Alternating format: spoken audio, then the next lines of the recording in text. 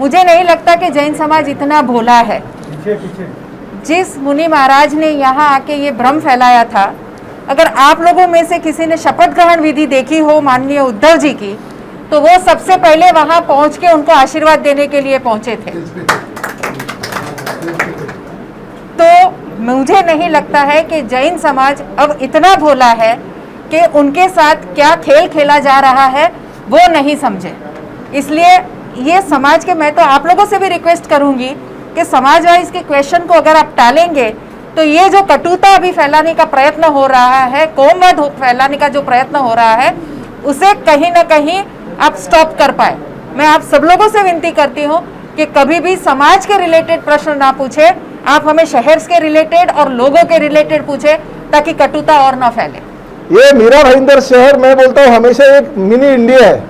सभी जाति धर्म के लोग बहुत ही अच्छी तरह से यहाँ पे रह रहे। गिलबर्ट मेंडोसा हमारे जब यहाँ के विधायक के, यहाँ के महापौर थे, यहाँ के नगराध्यक्ष थे, उन्हें सभी समुदाय को साथ में लेके काम किया।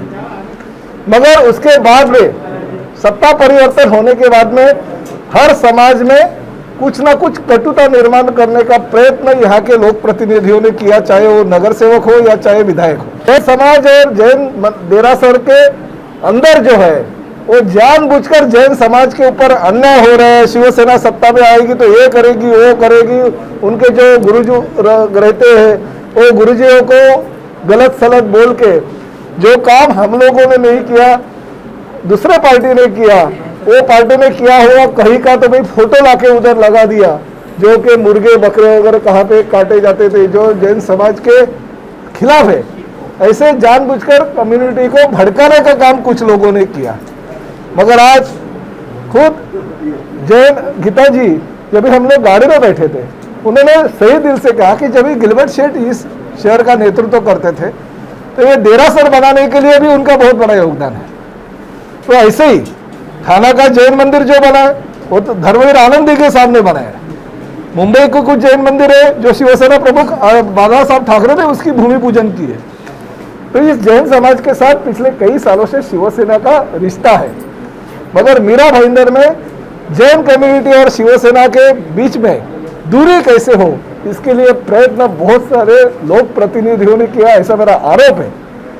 अभी भी वो लोक प्रतिनिधि शहर का नेतृत्व करने की कोशिश कर रहे, मगर इसके बाद ऐसा होगा नहीं, क्योंकि गीता जी हमारे पास आने के बाद हमारी बहन उन कम्युनिटी को, जो मीरा भाईंदर की कम्युनिटी है, वो तो राष्ट्रीय स्तर पे और राज्य स्तर पे वो कम्युनिटी का प्रतिनिधित्व करती है, तो वो बता देगी कि क्या हकीकत है और क्या नहीं है। इसका शिवसेना को जरूर फायदा होगा, वो भी कुछ कहेगा।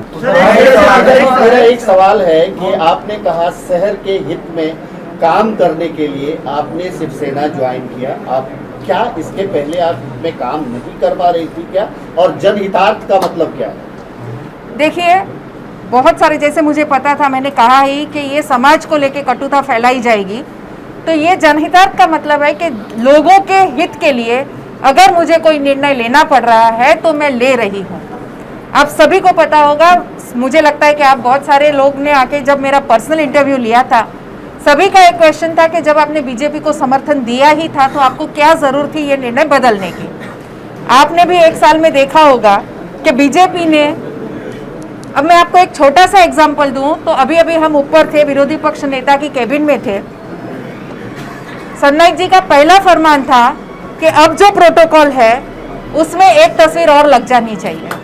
इतनी छोटी बात का भी ध्यान रखने वाला परिवार, और मैंने जिनके साथ एक साल समर्थन दिया, काम किया, बात फोटो की नहीं है, बात मन से अपनाने की है। एक फोटो लगा तो क्या, नहीं लगा तो क्या, बहुत बड़ा फर्क नहीं होता है, लेकिन मन से जो आप उनको अंदर समाते हैं अपने एक परिवार में, और वो जो खुशी होती है, वो मुझे शायद एक साल में कहीं ना कहीं कमी खली थी कि एक तरह से घर्षण ही दिख रहा था। मैं सत्ता हाथ में लूं या मैं सत्ता हाथ में लूं, इस घर्षण में कोई मतलब नहीं है। जब आपका मोटो शहर का विकास है तो सत्ता का घर्षण टालना चाहिए, और यही कारण था कि मेरा ये निर्णय था।